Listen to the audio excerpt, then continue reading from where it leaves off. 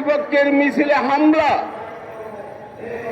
হামলা করে আপনারা দেখেছেন পত্র পত্রিকায়, সেখানে একটি রাজনৈতিক দল, যে দলটির সঙ্গে আমরা কাঁধে কাঁধ মিলিয়ে লড়াই সংগ্রাম করেছি, সেই দলের শিবগঞ্জের নেতারা নাগরিকপক্ষের উপর হামলা করে মিছিল পণ্ড করে দেয় এবং গুরুতর জখম করে তাকে হাসপাতালে পাঠিয়ে দেয়।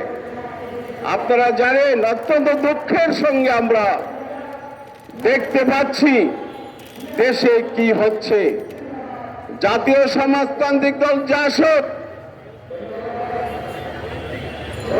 জেএসডি, জাতীয় সমাজতান্ত্রিক দল জেএসডির সেই রামগতির এলাকায় আশরাফ উদ্দিন নিজামের নেতৃত্বে স্বাধীনতার পতাকা উত্তোলক জনাব আসম আব্দুর রবের মিটিংকে পণ্ড করে দেওয়া হয়েছে এবং বিভিন্ন জায়গায় যে যেখানে পারছে এই আমরা গণতন্ত্র মঞ্চের নেতা কর্মীরা তাদের কর্মসূচির বাধার সম্মুখীন হচ্ছি।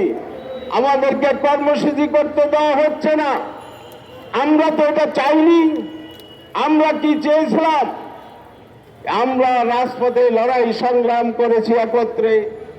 আমরা লড়াই সংগ্রামের মধ্য দিয়া যে সরকার প্রতিষ্ঠিত করেছি, সেই সরকারকে সামনে নিয়ে আমরা একটি যেভাবে যুগপৎ কর্মসূচি করেছি, সেইভাবে একটি দেশের নির্বাচন হবে, সরকার গঠন হবে।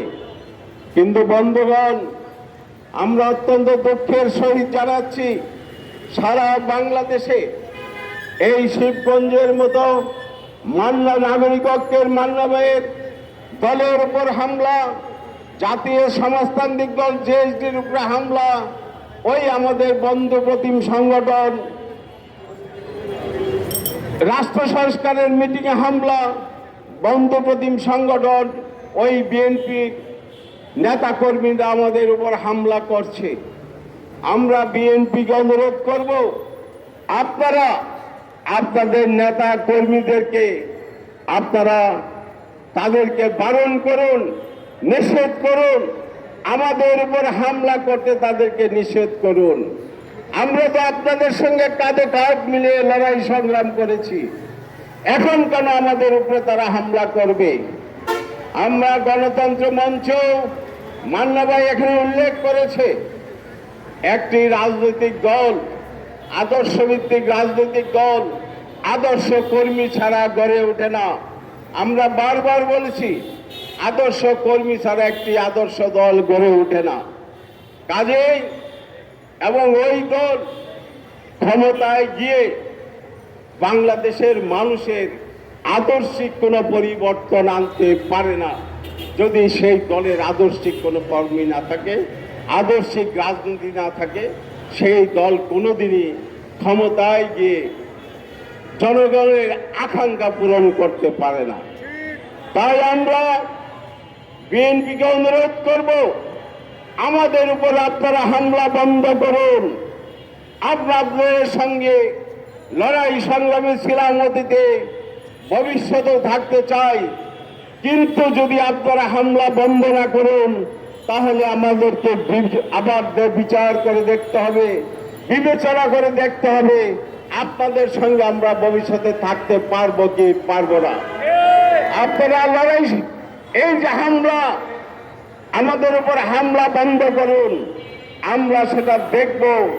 আপনারা যদি আমাদের সঙ্গে বন্ধু প্রতিম আচরণ করেন, আমরা সেটা বিবেচনা করব। কিন্তু তা না করে যদি এই শিবগঞ্জ, বগুড়ার শিবগঞ্জ এবং নোয়াখালী জেএসডির উপর যে হামলা, এই হামলা যদি চলতে থাকে, তাহলে আমাদের ঐক্য বিনষ্ট হবে। আপনারা পলায়ন করতে বাধ্য হয়েছে। বন্ধুগণ, আপনারা জানেন, আমরা বারবার বলেছি, আমরা আপনারা সবাই মিলে এই দেশটাকে সুন্দরভাবে গড়ে তুলব, একটি আদর্শিক দেশ হিসাবে আমরা দেশটাকে গড়ে তুলব, সোনার বাংলা, নতুন বাংলাদেশ আমরা গড়ার যে স্বপ্ন নিয়ে আমরা লড়াই সংগ্রাম করেছি, সেই লড়াই সংগ্রাম আমরা অব্যাহত রাখবো। দ্রব্যমূল্য কেন আপনারা পারছেন না? কালকে বাজারে দেখেছি 80 টাকা কেজি শসা, কেন হঠাৎ করে আবার এরকম হলো? আপনারা বন্ধ করুন। আমি বর্তমান সরকারকে বলবো, এই সিন্ডিকেটের উপর আঘাত হানুন। বারবার বলেছি, আমাদের সমর্থন আছে, আপনারা সিন্ডিকেট ভেঙে দিন। সিন্ডিকেট ভেঙে দিয়ে আপনারা দ্রব্যমূল্য, নিত্য প্রয়োজনীয় দ্রব্য ক্রয় ক্ষমতার মধ্যে নিয়ে আসুন। ক্রয় ক্ষমতার মধ্যে যদি আনতে না পারেন, জনগণ রাস্তায় এইভাবে দাবি দেওয়া নিয়ে থাকবে, আপনারা রোধ করতে পারবেন না। নির্বাচন দিয়ে আপনারা নির্বাচিত জনপ্রতিনিধির কাছে ক্ষমতা দিয়ে আপনারা বিদায় হন, সাথে সাথে আইন শৃঙ্খলা পরিস্থিতির উন্নতি হবে, সেই ব্যাপারে আমরা আশাবাদ ব্যক্ত করছি।